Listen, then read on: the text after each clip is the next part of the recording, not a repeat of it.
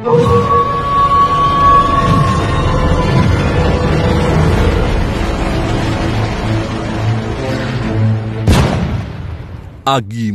ni Paraon. Mga kaagimat, ito yung pinakamalakas na panggilit ni Haring Nunong Kamatayan. Maraming mga albularyo, mga kaagimat, ang gumagamit sa mga orasyon na to, nagilitan ng kanilang pasyente na nasa saniban para mamatay ang mga masamang espiritu at para mamatay ang lahat ng mga mangkukulam. Orasyon, pinakamalakas na panggilit ni Haring Nunong Kamatayan. Santo Abal, Santo Lugaste, Santo Lumayos.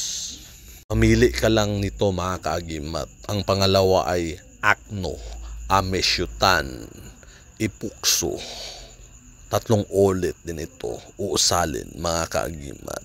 Ito pa ang ibang panggilit ni Haring Kamatayan. Satram, Atram, Matram. Satram, Atram, Matram. Pero mga maiksi na version, mga kaagimat. Aureolanak, Aureolanak, Aureolanak. Tapos si Albausak, Albausak, Albausak. Ang panghuli, Mihitanak, Mihitanak, Mihitanak. Ito naman, mga kaagimat, ang espadang kidlat ni Arkanghel San Miguel na bigay pa ng Diyos Ama para tapusin ang mga demonyo at diablo. Magamit niyo rin ito panggilit sa mga masamang espiritu at mga mangkukulam. Ito ang orasyon na ginagamit ng mga albularyo para gilitan ang nasasaniban ng mga pasyente. Destruat ti Dios Pater, Destruat ti Dios Filios, Destruat ti Dios Espiritus Sancto.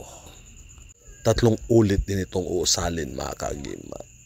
Destruat ti Dios Pater, Destruat ti Dios Filios, Destruat ti Dios Espiritus Sancto.